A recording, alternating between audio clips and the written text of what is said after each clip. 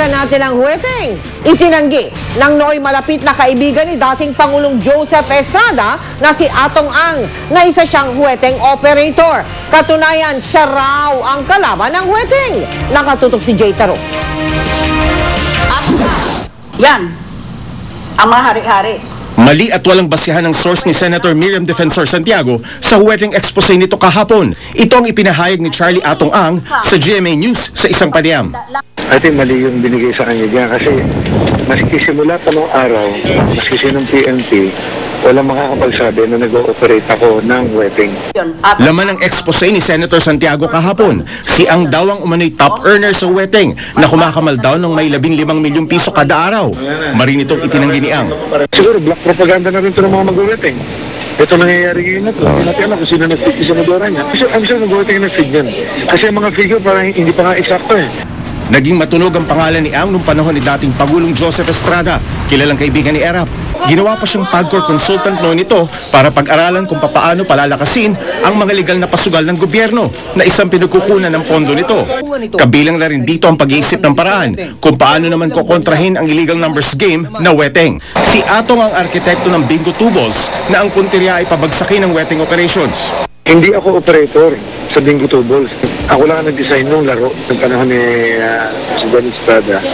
Ang gusto nila patigilin na ang huweteng talaga. Okay. Pero kailangan mag-isip ng kapalit kasi maraming kaparahan yung mga kubrador ng huweteng na yan, yung mga kubrador na yan, mga kabo.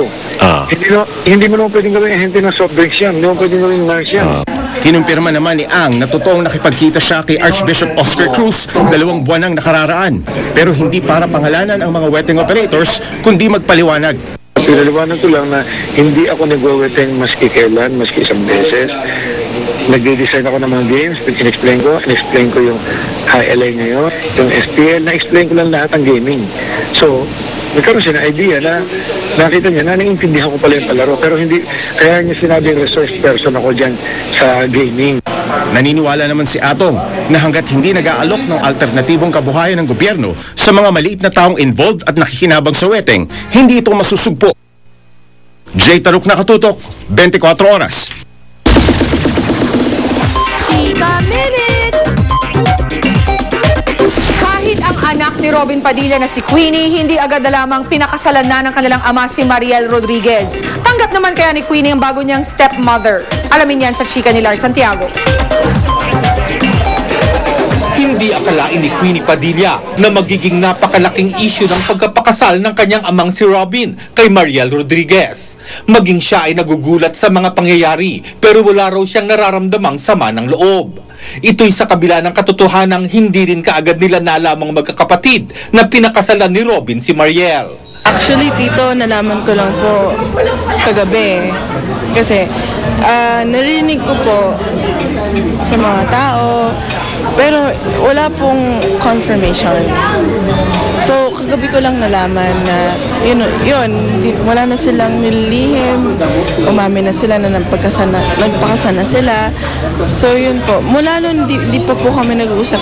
Walang problema kay Queenie ang pagkapakasal ni Robin dahil gusto raw niyang maging maligaya ang kanyang ama. Pati ang pagtanggap kay Mariel ay walang problema sa 18 anyos na dalaga. Nagbanding na nga raw sila ni Mariel. Nanood po kami ng sine a few days ago.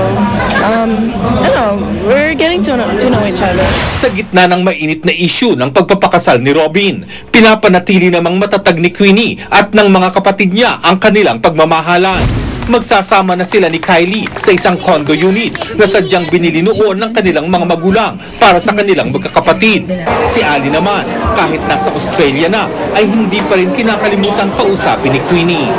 Nung tumawag sila, naglalaro po siya kasama yung pinsan ko, si Calvin, kasi close sila. Na-miss nila yung isa't isa kasi matagal na silang hindi nagkita.